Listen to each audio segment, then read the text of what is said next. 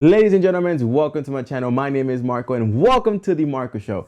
Believe it or not, in 2018, I was so close to giving up on Amazon. I was so close to closing my account. I literally almost threw in a towel. Therefore, today I want to tell you guys the truth about Amazon. But before we move on, if you want to see some of my crazy investments, some of my business adventures, and more Amazon related videos, please make sure you comment, subscribe, like, and hit that notification bell button so you get notified every time I upload a video.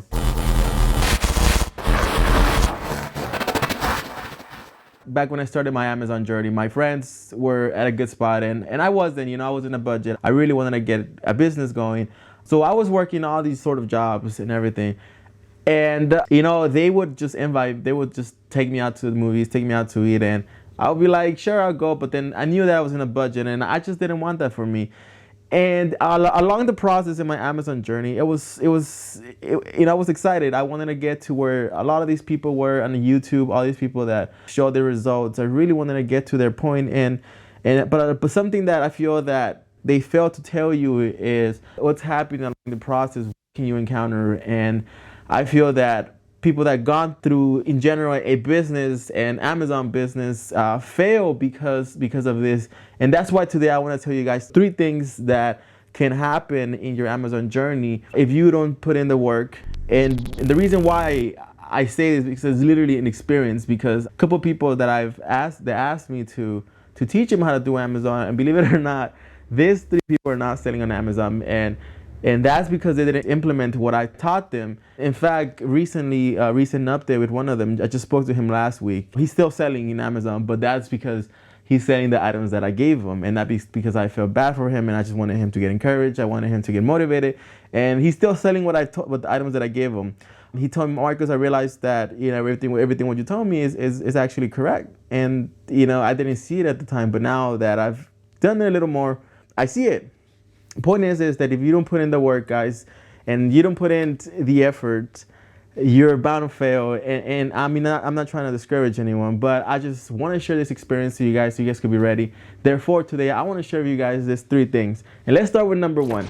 Number 1 is buying with emotion. Buying with emotion is simply that, sometimes we believe that, oh, you know what, I feel like this is a great idea and this is going to be a hit. And sometimes emotions can be harsh because, we believe in the product that is going to sell. For example, I'm going to give you a good example. I bought a couple of these. I think I have like 6, 7 of them laying around. These Paw Patrol toys, because I knew that Paw Patrol was a thing, it was because there were several toys that would sell. So I went ahead and when I found them, I actually found them at a local store. I went ahead and scanned them. At the time it was making like $4 and my cost was $14. So I'm like, okay, $4 is $4, I went ahead, I'm like, I'm gonna buy it because Paw Patrol is gonna sell right away. It's gonna sell real quick because it's Paw Patrol, right? And it was close to the time it was close to around June, July. And what I did not do is I failed to do my research properly. I know that emotions, sometimes we want our guts to be, like basically we want this to work all the time, that I believe this is gonna sell. This is gonna be a hit. But unfortunately, in Amazon, sometimes it doesn't work like that. And sometimes when we fail to do the research, there's a process, sometimes we gotta just, look at the ranking, look at the history. If the price stays the same, if right now the price is just inflated, but then because some of the big sellers are out of stock, and or sometimes like someone just try wiping the market and the price is high. But then we don't do our research, and then later we get hit with the fact that the sellers come back and they tank the item. So I'll go back sometimes to breaking even, sometimes even losing money. So that's what happened with this item. I was gonna make $4, but at the time the item got tanked, and I was actually in fact losing $5 overall. And I was like, whoa, what happened here? And that's because I thought that it was gonna sell. But as a beginner, we tend to do that a lot. And that's something that's gonna drag your business down. The reason why I mentioned this in this video is because little by little, you're gonna start what we call death piles, things that, we buy and we didn't do the proper research. We buy, because we thought it was gonna sell, and it doesn't play out, and money keeps piling up. And we don't see it. We don't see it until we're like, oh, wait, I don't have enough money to buy stuff. What's happened? My cash flow is not good. So that's why I want to bring this topic into this, because this is very crucial. Number two happens, I believe, to a lot of beginners, and it happened to me. All this is my experience, and it happens to a lot of people because number two is basically data overload. What do I mean by data overload? It simply means the fact that once you know how to look for an item, once you know the actual criteria that makes a successful item, a profitable item, and something that you're not gonna tank, or you're not gonna stay with it, or you're not gonna add it to your death pile. Once you know all the little details, sometimes it's so hard to like pull the trigger because you're not sure, and especially you're a beginner and you have a budget. This could actually affect you really, really, really bad. And it happened to me because when I was very limited, you know, in a single product. I was scared that if I pulled the trigger on the wrong product, there goes my little budget. And that would happen to me a lot of the times when I found items. You know, it's already hard enough finding products, and then imagine like finding something, okay, there's something decent. It's not that great, but I'm making some money. And at the time we go emotionally also into like the fact that, oh, I'm making some money. But then we're like so scared to pull the trigger because we're afraid of losing the money. We're scared that something might happen. So therefore, like, I panicked and I joined a bunch of Facebook groups asking people.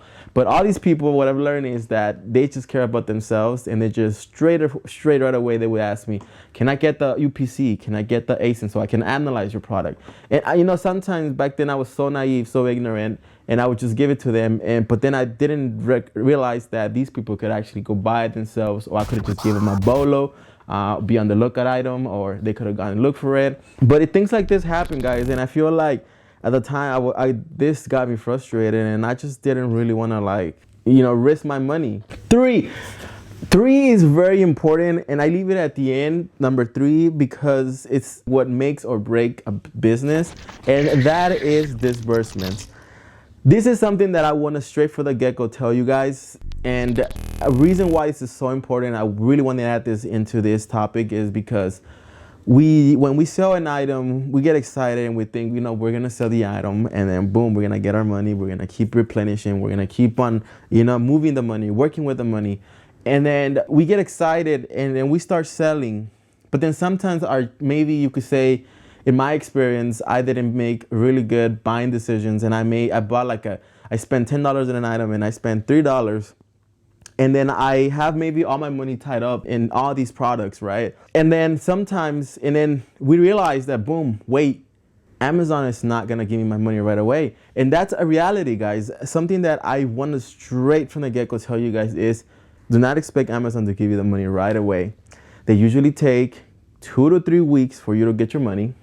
The reason why is because, one, you're a new account, and Amazon want to make sure that you actually are, you know, doing the right thing the right way, and the customer is satisfied. So they're gonna hold your money a week, 2 weeks, and then 3 weeks. And in fact, let me tell you right now, it takes usually 1 to 3 weeks for your item to check in as an FBA seller. And then from there, it takes 2 to 3 weeks for your item, for your money to go to your bank. It takes about, depending on your account, it should take about 2 weeks. Let's just do the math. So 1 to 3 weeks. Let's say it's 2 weeks for your item to be active and it sells. 2 weeks. Now, and then we have 2 weeks for your disbursement to go to your bank account. What is that? That's a month and a week probably that your money's gonna be tied up. And when you're in a budget, it's crazy because you panic. I'm like, wait, I was gonna flip it so I could make more money next month.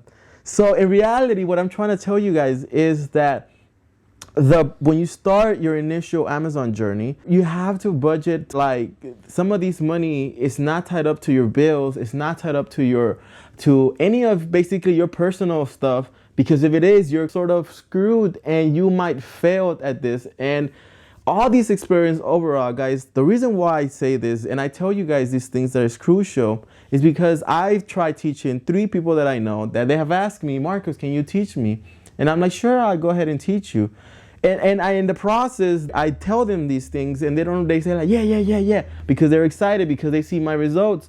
And then at the end, they have overhead. They have basically rent to pay. They have their workers to pay. They have basically all these personal bills that they have to pay that they don't account for, and therefore they don't see it. They don't see the business. They don't see the money coming in. All they see is them then losing money, because very first thing that they do is when they get the money is boom, they gotta pay stuff. They have to buy more merchandise, and they don't see it. They don't see it right away. They don't account for all these little things. Let me tell you, I tried teaching 3 people how to sell on Amazon. And let me tell you, out of these 3 people, none of them are selling currently on Amazon. There's someone that's basically selling still on Amazon because I gave him some items for him to get encouraged. But then he's still replenishing the same items. He has not looked for new products. He has not done anything new. He only done what I gave him. And, you know, they don't see it right away. And, you know, months later, they had told me, actually, Marcos, you know what, you were right. You told me all of this stuff, and I'm just realizing right now. This video is very important. I know that I've gone for a long time, but I think it's very important as a Amazon seller that you actually take these 3 things into consideration. Basically, be mentally prepared, budget properly, and actually just be ready to go through these things. When this happens to you, you don't end up, you know, tossing the towel, giving up in this business, because this business model is amazing. FBA it's game changer.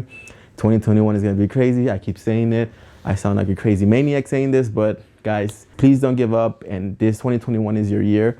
Trust me. I wanna thank you, and I hope you guys enjoy this video. And if you guys wanna see more videos like this, please make sure you like, subscribe, comments, and hit that notification bell button. I'll see you guys in the next video.